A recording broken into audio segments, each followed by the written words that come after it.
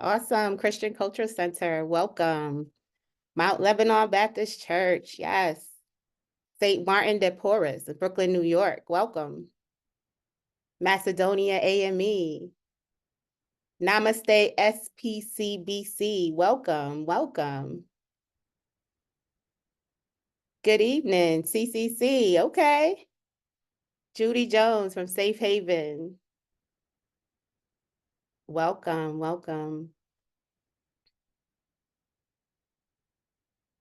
Mount Moriah AME, welcome.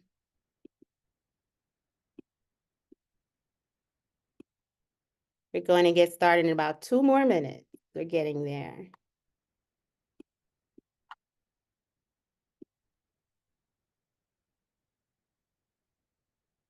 Beulah Church of Nazarene, welcome. Okay, Mount Moriah, I see you. St. Paul's Community Baptist Church, yes.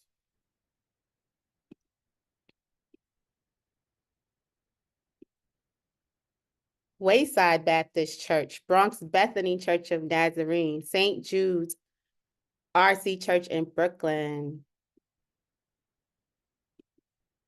Amazing.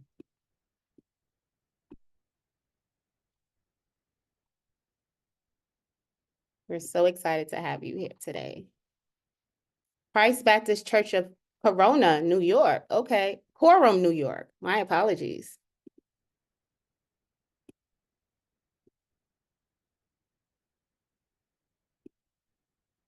Awesome.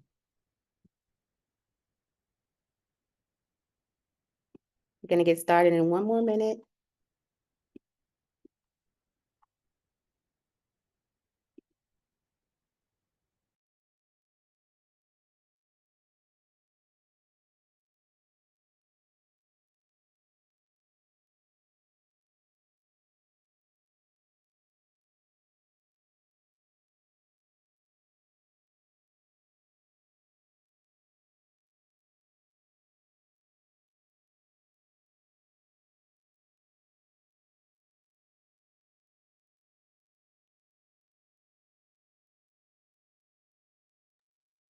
Hey, I think we can get started. Welcome, everybody. Welcome. Again, I thank you for joining us this evening. My name is Jessica A. Bailey, and I am a proud member of the Zeta Phi Beta Sorority Incorporated Sigma Kappa Zeta chapter. I am pleased to be your moderator for tonight's impactful webinar entitled Community Conversations, The Fight for Democracy, How to Become Politically Aware and Active Headed into the 2024 election season. Under the leadership of our international president, Dr. Stacy N.C. Grant, Zeta Phi Beta Sorority Incorporated embraces the extraordinary power of she, serving and advocating for social health and economic justice for everyone at home and abroad. Tonight's conversation is part of a series in which we have engaged in essential conversations that ensure that we all have a seat at the table to advocate for change in our communities. Our primary focus today will be on the upcoming June 25th primary election. The goal for tonight is to ensure that you all are civically educated so that you can also educate others.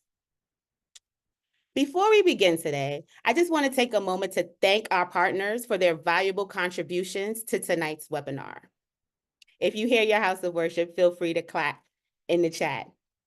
Bethany Baptist Church, Antioch Baptist Church, the Cornerstone Baptist Church, First Baptist Church of Crown Heights, Church Women United, St. Paul's Community Baptist Church, the 67th Clergy Council, God Squad, the African American Clergy and Elected Officials Coalition, Bright Light Baptist Church, Mount Moriah AME Church, and we also want to take a special thanks to Ronnie Pep Souvenir, the Commissioner of the Board of Elections. Thank you for joining us this evening. Alone, we can do so little, but together we can do so much. So we thank you all. Just a few housekeeping rules before we begin. We have reserved time at the end for a question and answer period. If you have any questions during the meeting, feel free to type them in the chat at any time, or you can raise your hand during the Q&A. Tonight, our panelists will be two members of Zeta Phi Beta Sorority Incorporated, SKZ chapter. You will hear from two of my sorority sisters, Assemblywoman Latrice Walker and Dr. Zelima Blair, who will speak on topics like protecting the vote, trends around voter elections, what's on the ballot, and provide you with some next steps. I'm going to just give you a brief overview of our panelists, and they'll begin. Assemblywoman Latrice M. Walker has been serving people her entire adult life. She brings to the New York State Assembly a passion and fortitude reminiscent of the streets of Brownsville, Brooklyn, where she was born and raised. In her beloved 55th District, she is a mentor to young people and is beloved by seniors. She is a familiar face in churches, businesses, and in the courtyards of public housing developments that no doubt remind her of Prospect Plaza houses where she was raised.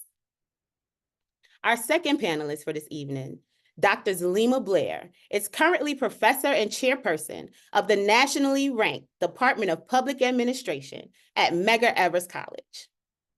Dr. Blair recently served as the interim executive director of the Du Bois Bunch Center for Public Policy, the redistricting research director, and the redistricting research director for the Center for Law and Social Justice. Assemblywoman Walker, take it away. Thank you, and thank you so much for having me. Good evening to my finest sorors of Zeta Phi Beta Sorority Incorporated, and of course, to all of our community worshipers who are joining with us today. We know that a family that prays together stays together. And so I am also very humbled by your introduction, and thank you so much for inviting me to participate on today's panel. So I am a proud representative of New York State's 55th Assembly District. I'm the chair of the Assembly's Election Law Committee, and I was proud to be the Assembly sponsor of the John R. Lewis Voting Rights Act of New York. It was signed into law 2 years ago, and this landmark piece of legislation delivered the most comprehensive voter protections of any state in the country. We recognize that if Congress didn't act, that New York State had to stand in the void. It also honored, of course, our late frat brother for whom the law is named. I'm happy to be joined for this important and timely community conversation by fellow panelist, Dr. Zelima Blair, who recently we welcomed to our finer womanhood. And thank you, Soror Jessica Bailey, another one of our talented new Sorors, for moderating. As we sit here on June 12th, we are just 3 days away before the first of 9 days of early voting in New York State. Please make sure that you are registered and double check your polling site for early voting, which is often at a different location than your primary day polling site, which of course is on June 25th for the general election. We have to always be mindful, which is in November, that we have everything in order as well. Okay, so let's get into it. The Election Law Committee is responsible for all legislation that affects elections on the national, state, and local levels, including ballot access, voter registration and enrollment, voter education and outreach, campaign financing, and administrative procedures of the state and local boards of elections. The ultimate goal of the 16-member committee, in my eyes, is to make voting easy, accessible, and more efficient. We hold committee votes on legislation before measures are brought to the floor by the Assembly Speaker for a vote by all 150 members of the Assembly. If approved by the Assembly and the Senate, the bills then go to the governor, who generally has until the end of the calendar year to sign them into law or veto them. The 2024 legislative session just ended last weekend, and we passed 805 bills. I promise not to get into all of them, but I do want to touch on a few bills that related to voting that we passed during this session. For those of you taking notes at home, lawmakers passed A723, which allows municipalities to set up drop boxes where voters can deposit their absentee ballots instead of having to mail them. It simply makes voting easier, and the hope, of course, is that more people will exercise their right to vote. 25 states already allow or require drop boxes, including New Jersey, Connecticut, and Massachusetts. I sponsored a bill, and it was passed, that would enact a set of amendments to the Voting Rights Act that will make sure it's implemented as effectively and as soon as possible. It clarifies the definition of protected class to include individuals who are members of any race, color, or language minority group that has ever been officially recognized by the United States Census Bureau. The bill also specifies certain deceptive and fraudulent acts related to elections and voting and grants the New York State Attorney General, Letitia James, the authority to issue subpoenas and enforce the provisions of the Voting Rights Act. Basically, the bill does more, it more clearly defines the power of the Attorney General as it relates to the Voting Rights Act and provides more clarity for the covered communities and districts. We also passed a bill to address the use of artificial intelligence in political communications. Some of you might remember that 10-second audio that surfaced in January that made it sound like Manhattan Democratic Party leader and former Assemblyman Keith Wright made disparaging remarks about Assemblywoman Inez Dickens. The recording, of course, was fake, and its creator was clearly trying to influence the race for an assembly seat. Dirty tricks, as we know, aren't new in politics, but unfortunately, using artificial intelligence or similar technology as a tool to create deception and spread misinformation is a rapidly growing threat. So it only makes sense that lawmakers took aggressive action to control it. Certainly, there are legitimate and practical uses of artificial intelligence, including in politics. The technology can be used for fundraising to help with robocalls and other uses that most of us haven't even thought about yet. But as soon as we head into election season, it's critical that the use of artificial intelligence in politics is properly regulated. It is a growing threat to fair elections and therefore a threat to our democracy. Finally, we passed a bill that required the Board of Elections to provide a postage-paid envelope in which voters return what are called cure affirmation forms. These are forms that make sure ballot mistakes are fixed and that the ballots accurately reflect the voter's intent. Under the bill, voters can send the forms back within 7 days following the election, and they can also be sent electronically via email or uploaded. It is also worth noting that this particular measure was sponsored by Assemblywoman Stephanie Zinnerman. At the end of the day, we want to make sure that every New Yorker has an opportunity to cast their ballot. Politics is not a spectator sport, so please do your part. Get out there and vote like your life depends on it, because it does. Thank you, everyone, for your attention. I am Assemblymember Latrice Walker. Thank you so much, Assemblywoman Latrice Walker, for that presentation. Again, get out and vote like your life depends on it, because it does. I'll reiterate that statement because I think it's very powerful. Thank you again. Now, our next panelist for this evening is Dr. Zelima Blair. Dr. Zelima Blair will go over who's on the ballot, what's on the ballot, and what everyone should know. Take it away, Dr. Blair. Thank you, Soror Jessica. Good evening, everyone, and thank you so much for joining us tonight. My name is Dr. Zelima Blair, as was iterated before. I am a professor and chairperson in the Department of Public Administration. And before I move on, I would like to thank the Honorable Assemblywoman Latrice Walker, who just gave us that informative presentation on the process, because we know the New York State controls election laws. All states in their respective states control election laws. And I would also like to give a word of recognition to our honorable president of our chapter, Shirley Carroll, and our colleagues on the Social Action Committee for making this happen. So next slide, please. So before we move forward, I would like to acknowledge our founders, the Five Pearls. Because of them, we are socially active, civically engaged, and community conscious. Next slide, please. So the reason we're here tonight, it's why voting matters. Why do we vote? Who do we vote for? What do the people that we vote for do, and what do they do for us?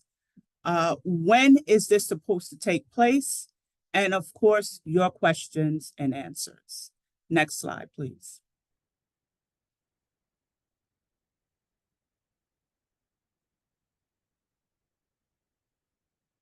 So before we move forward, the professor tells me that we want to do a poll, right? And the first poll, first question, do you know who is on the ballot for this upcoming June 25th primary election? And then we'll get into why it's so important. So if we could launch this poll for our audience.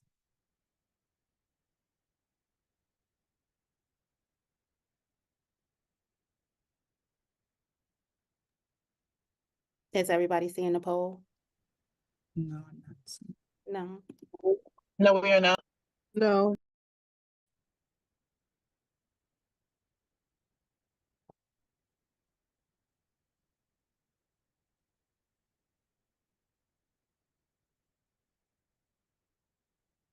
Well, while we get in the poll, because there will be other opportunities to do a poll, by a show of hands, tell me if you know who is on the ballot for this upcoming election. You're not getting out of it that quickly.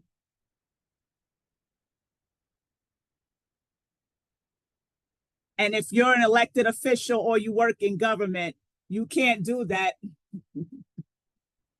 But I'll let you slide. So everyone, does everyone know? I see 1, 2.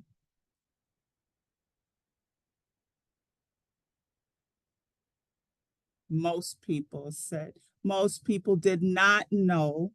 And so that's why it's critically important, because primary elections usually determine who will be our elected leaders for the next 2 years for some, and for others 10 years, and for some 14 years. So it's critically important that we understand what this means. And the reason why that happens is because in primary elections, Democrats, at least in New York State, outnumber Republicans 5-1. Sometimes we would not know it because we have to show up in these polls. But most of the time, we know that if we elect our primary person in primary elections, that will be the person for the remainder of the term. Next slide, please. So it looks like we have a lot of work to do this evening. So why is voting important? So as you can see, voting is the heart of any democratic republic. If you are voting, this is where you are considered equal. So if you do not vote, folks, you cannot complain. This is a key part of our democratic government. This is where, no matter what, when we go into the voting booth, no matter our race, our gender, our age, presumably we're adults, that we are equal to the next voter in that voting booth. Most importantly, you do not want to be out-mobilized. And what that means, you do not want to be outnumbered in the poll. You want your voice to be heard all through our democratic halls, all through our elected officials' halls, whichever way we choose to do so. So voting matters. Never let anyone tell you that it does not matter. So if you are out-mobilized, meaning that more people show up on the other side of the public policy issue that you're advocating for, then you and your comrades, then you will be underrepresented. Okay, so the more mobilized you are and we are as a community, the more we are likely to vote, and the more we're likely to get our public policy issues passed, and the more likely we're able to stick together as a community. Next slide, please. So on the ballot, to answer the poll and your question, here's who's on the ballot. Members of Congress. So the U.S. House of Representatives, those who represent us demographically, district by district. Anyone ever heard of Yvette Clarke, Congresswoman Yvette Clarke, Congressman Hakeem Jeffries, If you're in Queens, Congressman Greg Meeks, you know, our African-American elected officials, they are up every 2 years in the House of Representatives. And I'll tell you a little secret. If we outnumber the Republicans in this congressional election this year during this presidential election as well, we will have, for the first time, an African-American representing the third highest office in the United States, and that is Speaker of the House of Representatives. So we want to get up, go to the polls, and show out. Also, we have the U.S. House of Senate. This year, we have one person representing us statewide who is on the ballot. Her name is Kirsten Gillibrand, and she's elected every 6 years. So she will be on the ballot as well. If you want to find out who your elected representative by district, we'll take care of that later on in the presentation. Also on the ballot, New York State legislators, New York State Assembly, to the right, they're elected also every 2 years. You learn that district by district as well. So if you are living in Brownsville, you just heard from New York State Assembly member Latrice Walker, who is a Zeta Phi Beta, Zeta Phi Beta sorority member. And so you just heard from her, and she will be on the ballot as well if you live in the neighborhood of Brownsville and parts of East New York. New York State Senate, New York State judges, civil court judges will be on the ballot. They're elected every 10 years. So this is your opportunity. You will not get this opportunity again for another 10 years. Surrogate court,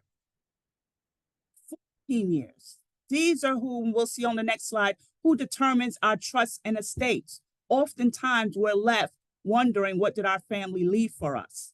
So who is on the ballot again? All county committee people. These are individuals who does the work of the party for, you know, our districts in each assembly district. So that's who does the work, helps people register to vote, hire poll workers, things of that nature. They do the work of the political party. So if you're a registered Democrat, you want to, for example, become a poll worker or go into a different part of the district and learn more about what happens at the Board of Elections, you can connect with your county committee person. Judicial delegates, they're also elected every 2 years. And one of the things that they do is they nominate Supreme Court judges who in turn serve for 14 years. And in case they cannot serve, we also elect alternate judicial delegates. Next slide, please. So what do members of Congress do? We often hear congresswomen, congressmen, etc. They'll be present, they'll be here, they'll be speaking to us. They pass the federal budget, things that matter to us. So if there are students on this call, financial aid, FAFSA, federal assistance for student aid, Pell Grants, they're in charge of that. Social Security, Medicare, Medicaid, those issues, okay? So they also have the power of advice and consent, meaning that they confirm our judges. You know, we have to remember who our associate justices are on the Supreme Court because they're in charge of what's happening with things such as affirmative action that was recently repealed. So we have to pay attention of who is selecting who and who's confirming who. U.S. House of Representatives, which we just talked about, and also U.S. House of Senate. So they are in charge of passing these laws that are affecting us directly. Next slide, please. The New York State Legislature passed laws for the state of New York and is responsible for passing billions of dollars in the budget for us.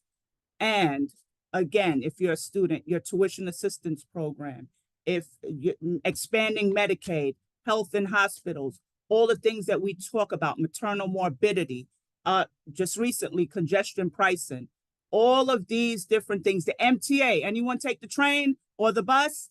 They're in charge. The MTA is a state agency. So all the things that affect us directly and our budget for the city of New York, some of it comes from the state. Next slide, please. New York State civil court judges.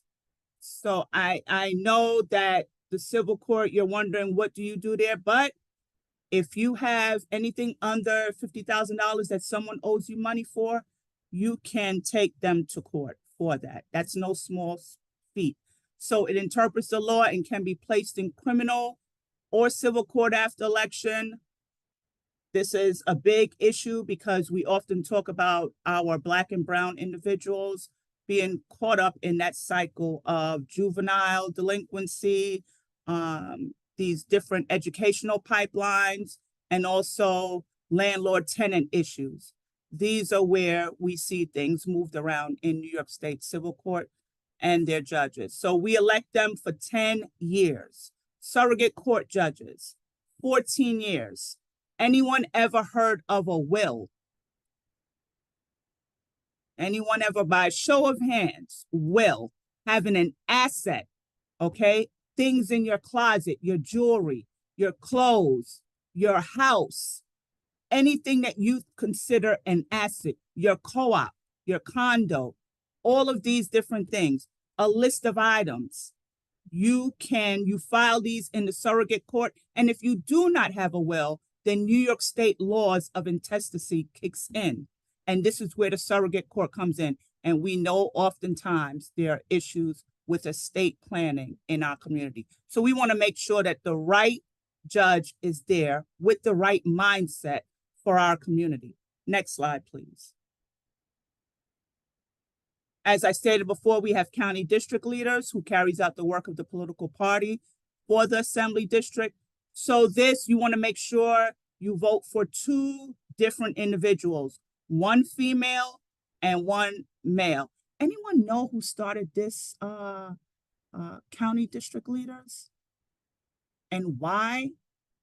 It's one of the oldest office in the state of New York. And one of the reasons is Eleanor Roosevelt, because she wanted to give females some power. So don't discount it. It may be down on the ballot, quote unquote, but a lot of the information that we need in our communities and to select county leadership comes from the county district leaders. We also elect county committee members, and county committee members, just in case someone leaves office and it's not within the time frame for an election, a regular election, we have what we call a special election. And it's usually the county committee members. We elect 4, we choose 4, who will vote for the nominee for this particular party position. Next slide. And the state committee member, they are affiliates of the respective political party. So for example, New York State's Democratic Party, they help to do the work of the political party statewide. So the statewide offices, governor, and attorney general, and all the other statewide elected officials, comptroller, etc. They do the work to help and continue the nomination process and do the work for that particular party. Judicial delegates, very, very important for Supreme Court.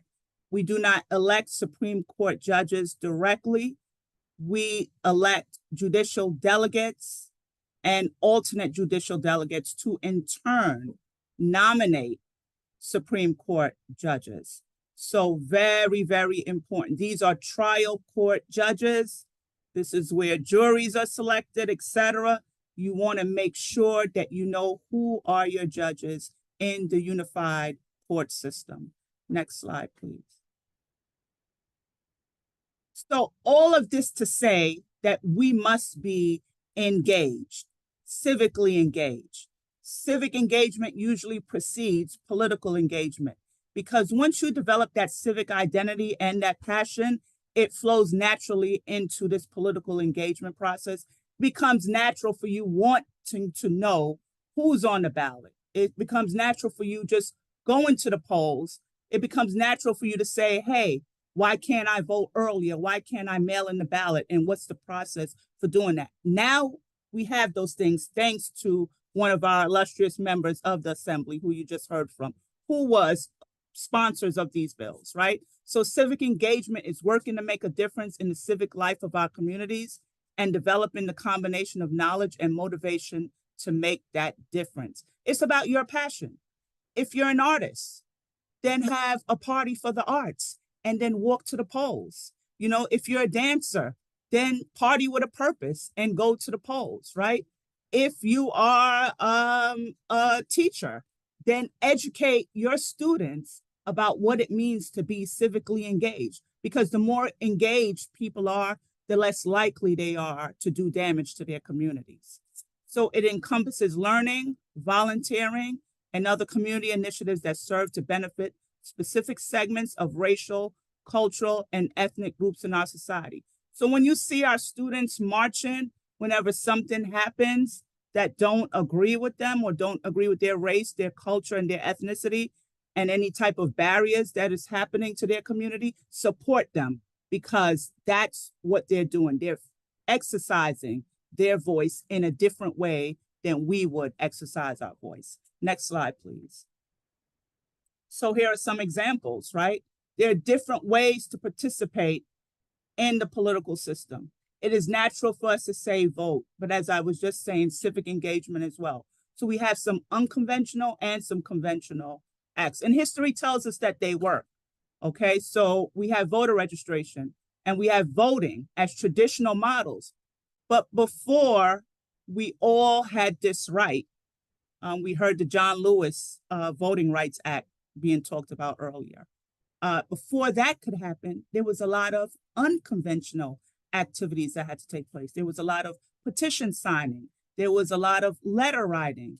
There was a lot of marches. There were a lot of protests, strikes, boycotts, other demonstrations, just so we can have this right. But you're not just going to have the right to vote. You have to continue and keep activating and then pay it forward, right? Help other people get registered to vote. So here are some conventional ways to participate. Volunteering on a political campaign, because we know sometimes big money controls politics. But if we volunteer, our time oftentimes is more than the money that's being in there, right? So because we can talk to neighbors, we can write letters to neighbors, and we can inform our peers about who to vote for and what's on the ballot.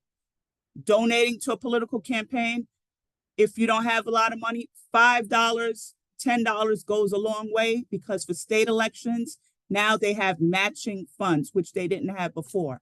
It's 9 to 1. So $10 would give that candidate $90. So just think, $5 gives them $45 in matching funds. You can phone bank. You can go to their office. If you know that there's a candidate in your district currently running for office, you can go and phone bank to other voters. And finally, making sure that you vote, but don't just take yourself, take your whole household. If you have 3 adults in your household, make sure that they're registered to vote and turn out to vote on election day. Okay, next slide, please.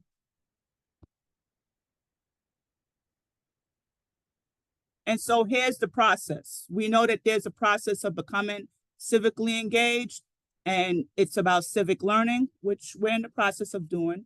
It's being aware, developing an identity, being actually engaged, political learning, political engagement, voting, which I hope we all do, political learning, civic learning, and both political engagement and civic engagement. So previously, if you could go back one slide. Oh, you could. That's fine. Okay. It's okay. All right. So this is where it comes together, right? Both civic and political engagement merges. And that's what you just saw on the last slide. So I wanted to get to it and show you how it all comes together. We just went through a redistricting process because it happens every 10 years, but it seemed like it was happening every year. This is where we draw districts, but it only matters if we can say that people are actually voting. We can only draw demographic representation that represents us if we could say 50% of these individuals are actually turning out to vote. So it's not just about drawing a line for a district or drawing a district so that where we can elect candidates based on how many African Americans or people are in the district. They have to actually show that 50% of the voting age population do come out to vote and will elect. So that's why it's important that we turn out to vote and that we do it consistently. Next slide. Next slide again. So I know this was quick and you had a lot to digest, and that's why we've left time for Q&A, but it is really time to mobilize. This Saturday, early voting begins, and so it's also the last day for voter registration for the upcoming primary election. And so if you know people, you're part of a church, set up the voter registration tables, have your voter registration code, or they can just go online and register to vote. These days, you can go online and register to vote, and we have the link. We could put it in the chat for you. And also, if you have any high school students, if they're 16-year-olds, they can pre-register to vote, and then they automatically become registered voters when they turn 18. As long as they're 18 by the time of election day, they can vote, but they can pre-register. Formerly incarcerated individuals can also vote. So do not let individuals tell you that they can't vote. Look, if convicted felons could run for office and become presidents, don't tell me people who have done their time cannot turn out to vote. So they can vote. If you need to change your address, you fill out the same voter registration card. If you need to change your political party, you can do that as well. By the way, in the primary election, you have to be registered to a political party. That is the purpose of a primary election, that you are choosing your nominee for that particular party. So for individuals who just chose blank, you are not registered to a political party, and you should go to the Board of Elections or download or go online and change your political party. If you need to change your address and update it, please do so. So any update to your voter registration status, please do so online again, if you can. Next slide, please. So who is responsible for voter education? Everyone, including you. So governmental agencies and elected officials. That's why we just had Assemblywoman Walker here giving you the lay of the land of all your rights with respect to voter registration and voting. How to mail in your ballot, how to vote as an absentee person, how to, vote early. So you can get information from your elected officials. Your labor unions, anyone a member of a labor union, usually they send out literature telling you who supports their interests. Educational institutions, school. That's why election day, they're normally closed, because that's where voting, most of the poll sites are in educational institutions. But any college students, that's the first rites of passage, right? Registering to vote and finding out more about who's on the ballot. Excuse me. Civic organizations such as Zeta Phi Beta Sorority Incorporated, we're responsible. Churches, again, you all are here. Political parties, political clubs, and most importantly, you. If we teach you and tell you these things, and then you don't do your own research to develop your own identity and your passion and who you align with and your political views, then it will be all for nothing. So please, it's important that you take the opportunity and look up all the information that we've provided here today and click on all the links that we've supplied you with today to go out and vote, to go out and do your research, to be an educated voter. Next slide, please. And finally, here are the dates. June 15th, last day to register to vote. Early voting, 2 days before primary election. And again, primary election, they're usually more competitive for assembly districts and congressional districts than the general election. This is usually where we choose the candidates of our choice to represent us in their respective offices. And then up next is the general election, which we'll talk about again. We'll invite you back again for another community conversation to discuss what's at stake in the presidential elections. Next slide, please. Our second poll. Do you know where your poll site is? $50 million question.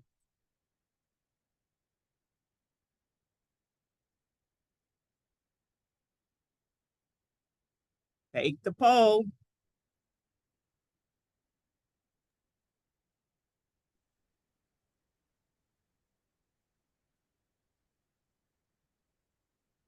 Okay. Five more Like seconds. Rita. 5 more seconds. Okay. Many people know where their poll site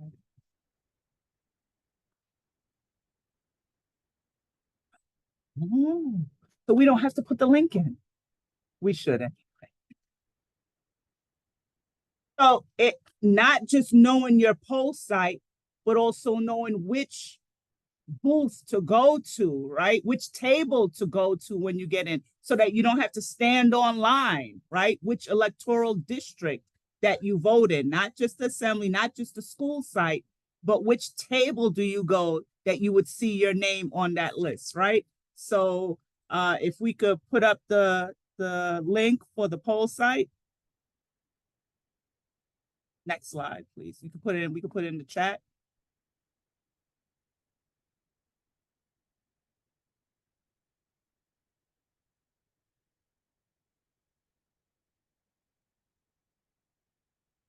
Next slide, please.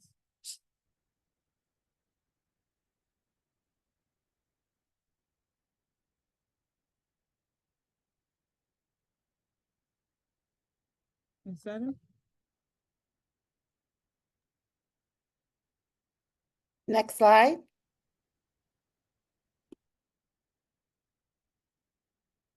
So in case you needed to know your ED, we call it ED-AD, so your electoral district inside your assembly district, or you wanted to know what your ballot looks like, who are the individuals on the ballot, how you vote by mail, how you vote absentee, how you request the ballot.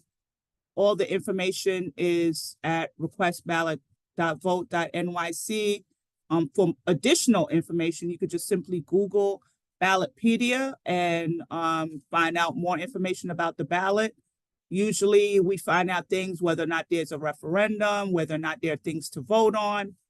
There are none now, and I don't think there's any in the upcoming general election either, but usually that's where you would go to ballotpedia.org. Next slide, please. Thank you. Now we've come to the end and we'll take any questions and answers. Thank you, Dr. Blair. That was an amazing presentation. Thank you. Some takeaways that I got were: do not be outmobilized. Exercise your right to vote. Each one, teach one. And one thing that I was surprised about that I didn't even know, that 16-year-olds can now pre-register to vote. That's amazing. Yes. To be able to get your children civically engaged as young as 16 is amazing. And then just some takeaways. Please remember, early voting does begin this Saturday, June 15th. Please, please get out and vote. Exercise your right to vote. It's really important, especially in this election and the general election coming up. And the primary begins on primary election is June 25th. So now we're going to take questions and answers. Please put your questions in the chat. Feel free to also raise your hand. Our soror, Sheridan Jack Brown, will now facilitate the Q&A portion of this evening.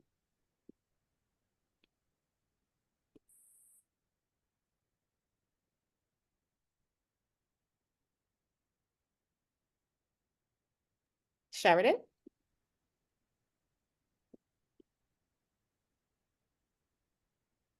I think you're muted.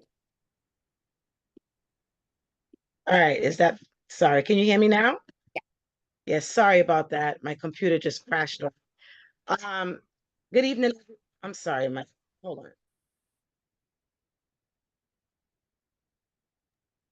Good evening, everyone. Sorry about that. My name is Sheridan Jack Brown. It is a pleasure to be here with all of you tonight. And I'm happy to assist you with any questions to make sure that you leave here, fully informed and ready to go to the ballot and make the right decisions for yourself and your community and your families and so forth. And again, thank you to SORA Dr. Zalima Blair and SORA Assembly Member Latrice Walker for providing us with all of this great information. So again, if you have any questions, you can put them in the chat, or you can simply raise your hands and the hand icon, and we'll call on you to ask your question. So with that being said, give me one moment. Let me just look into chat and if I see any questions.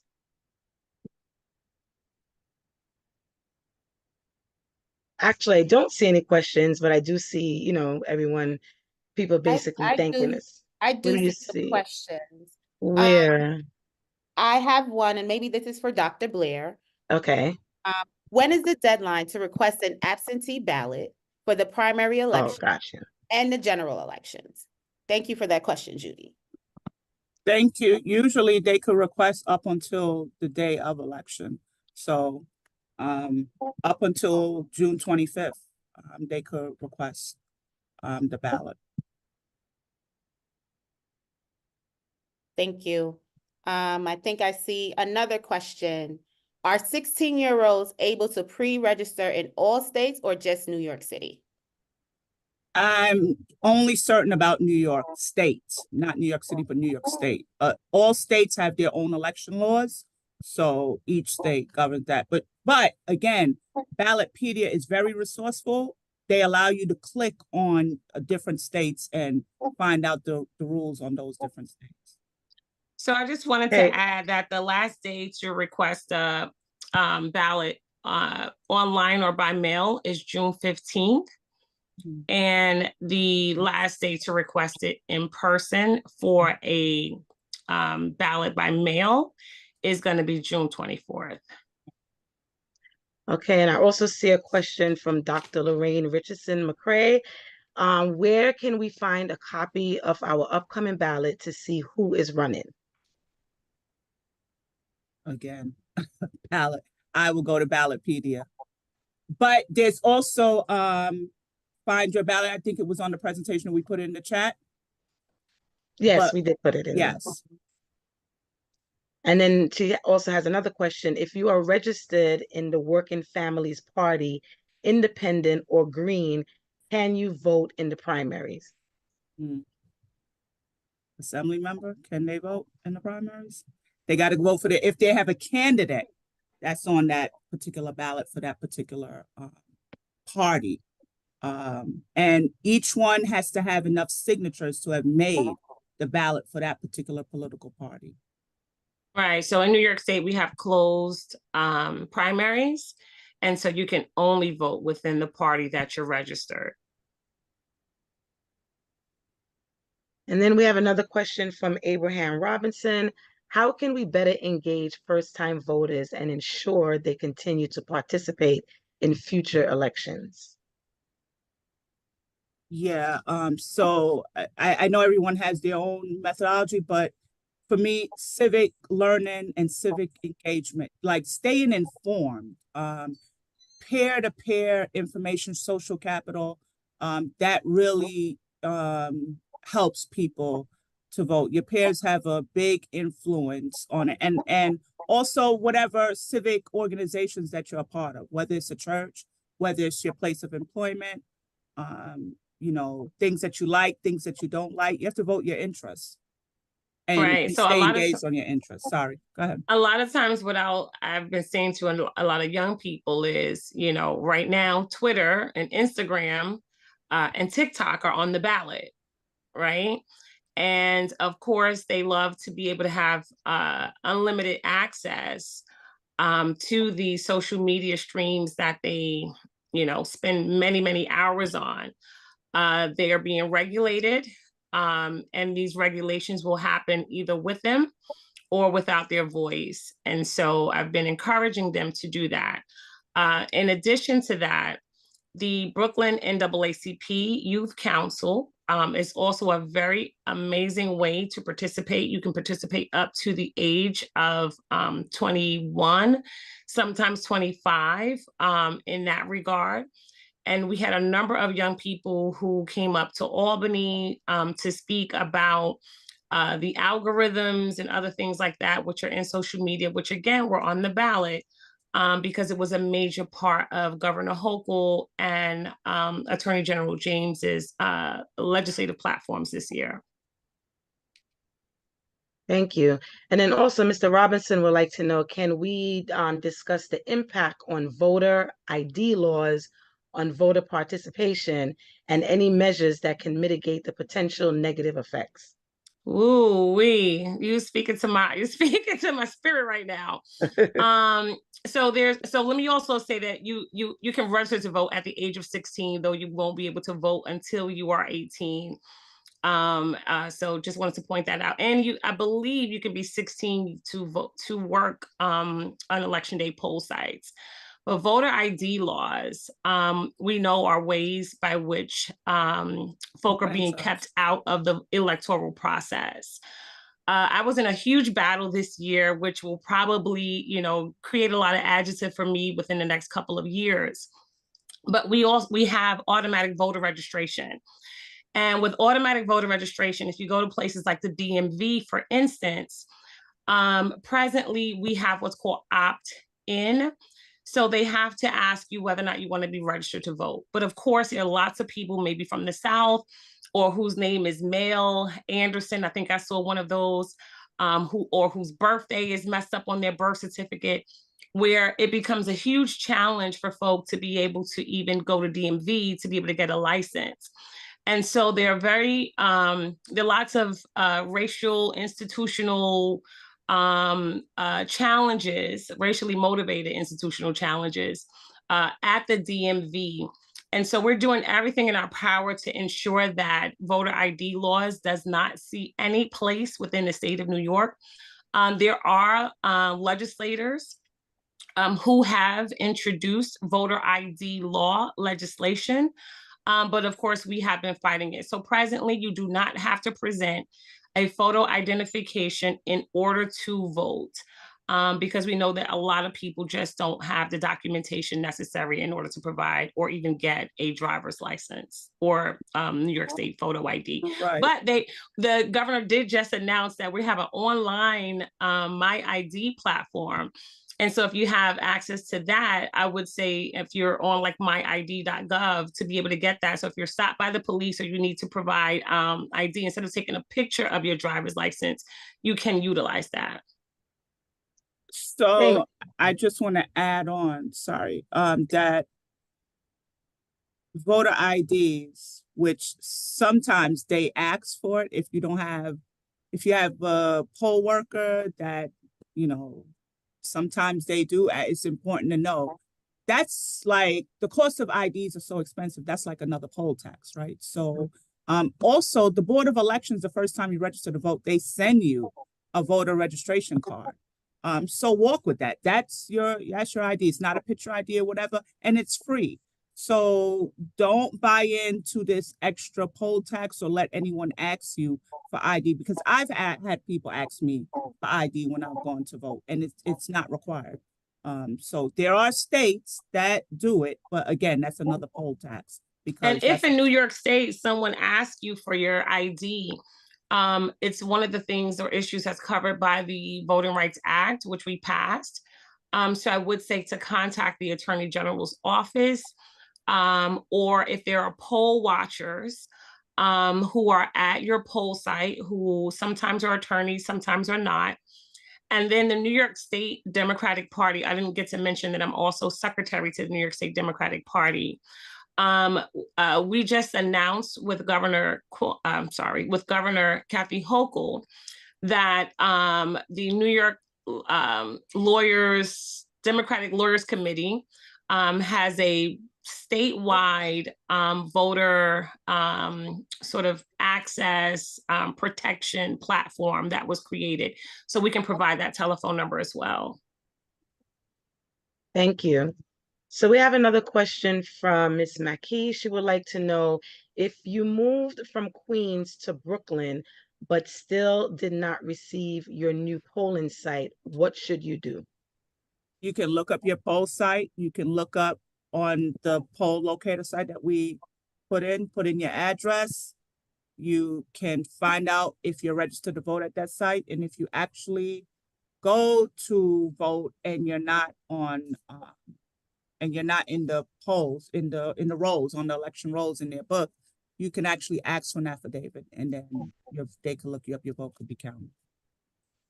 Thank you. Then we have another question from Mr. Willie, who asks, how can we support our fellow citizens that are disenfranchised in other states like Mississippi, for example?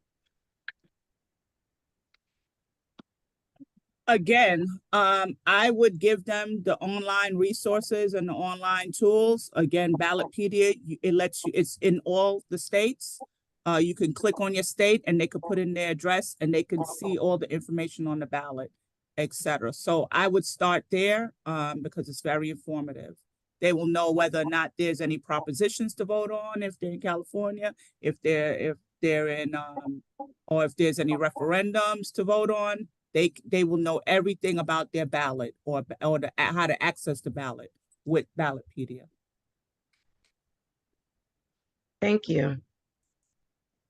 So I also have a quick question. How is gentrification like impacting our local, elections? So it impacts who you're actually able to vote for. How do you select a candidate of your choice? It really impacts, for me, redistricting, right? How we draw our districts. Because if individuals that are a part of the district do not vote with you, they're probably voting against you, and yet they're drawn into the district, they dilute your voting power. They dilute who you're actually able to vote for. You'll no longer have that strong majority African-American district that you once had. Also, it changes, right, your community of interest. In other words, what type of public policies you want to advocate for. If, for example, education is the biggest thing in East New York, or housing is the biggest thing in East New York, and this is now diluted with gentrifiers, this group of individuals coming together changes that voice, right? It shifts. It also hurts small businesses that serve that community. They're no longer viable. So it's a lot. It's a lot. Well, one of the things that I like to say is this: in the same way that they gentrify our communities, our politics are also being gentrified. And, and we'll see that very explicitly with a number of even some of the races that are upon us at the moment, where, some folk may even go for a candidate that, is the Black candidate or candidate of color. But you'll see that many of the people who are supporting them may not necessarily be that way. When it comes to redistricting, it's the one time we could have a conversation that is free and accepted with respect to race. And, I love to say that, I'm blackity black, black, black, black, black. And that's my issues. That's the lived experiences that I come to politics with. And a lot of times, you'll get around folk, as they say, all skin folk and kinfolk. And you're like, I can't believe that they're up in here saying some of the things that are being said. And so you really just have to watch your elected officials. You have to hold them accountable. You have to ensure that the issues that you believe in are the issues that they're espousing, as opposed to going along to sort of get along with respect to certain party obligations. And that really just becomes on us. And when things don't work, we have the power of the vote to eject them. Thank you. Okay, so I don't see any more questions. Jessica, do you see anything else in the chat?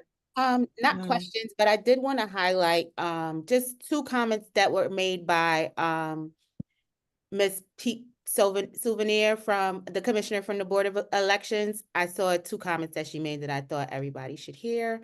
One was, know that the first day of early voting is called Golden Day, which means that you can register to vote on June 15th and vote that same day. Only on the first day of early voting, which is June 15th. Good information. And the second comment that she made was, please know that your early voting poll site is not the same as your election poll site. So please be mindful of that when you go out to vote for early voting this June 15th. Good information. Thank you as for well. that. Yeah. That was great information. And Oh, then I do see, I'm sorry. I don't know if we asked, Lisa had a question, which is, when is the deadline to request an absentee ballot for the primary election? And we answered that one. Okay, thanks. So Golden Day was introduced by Assembly Member Bobby Carroll, and it was a bill that came through our committee. So again, really how the legislative side of what we do sort of affects the everyday access to polls and elections. thank you.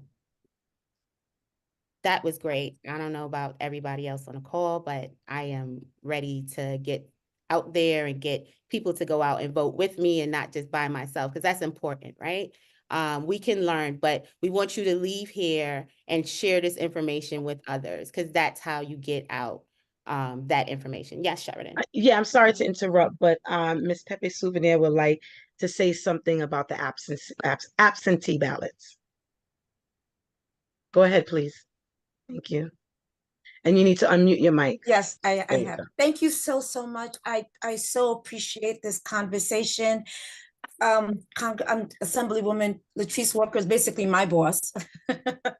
What she does affects me and what I have to do. But what I wanted to say about absentee ballots is that know that when you request an absentee ballot and you decide on election day or early voting day that, oh, you know what, I'm going to just go in and vote, you can't. Once you've requested an absentee ballot, you have to vote by absentee ballot.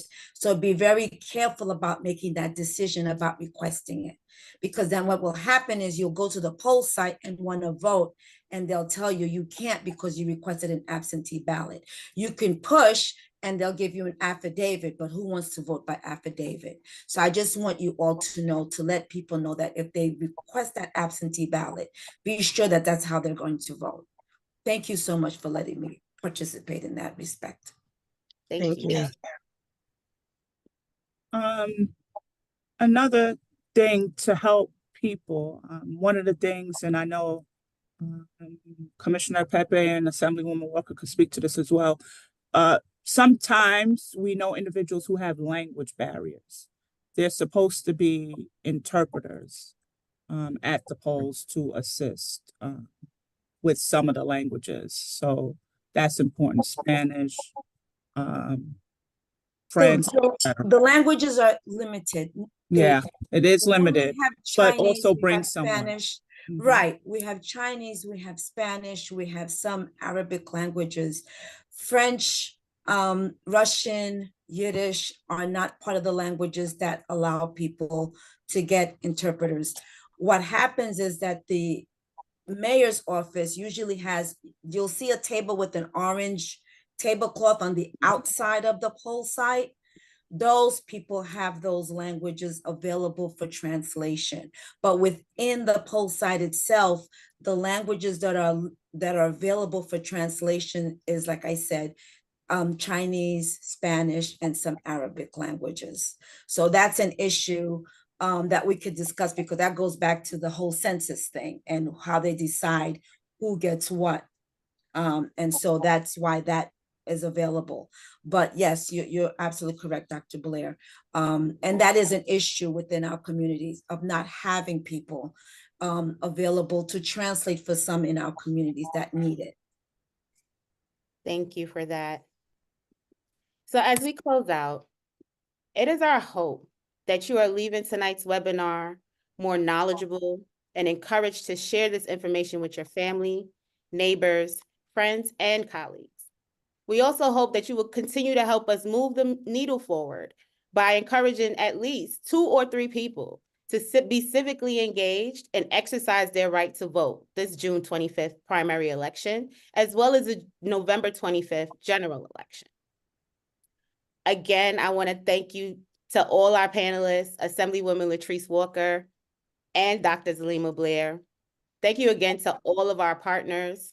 Thank you to Commissioner Pepe Souvenir for joining us and giving those great tidbits that we need. And lastly, thank you to every single one of you for joining us tonight and continuing in the fight for democracy. Have a good night. Thank you. Good night, everyone. Good night. So much. Thank you. Excellent. Fun.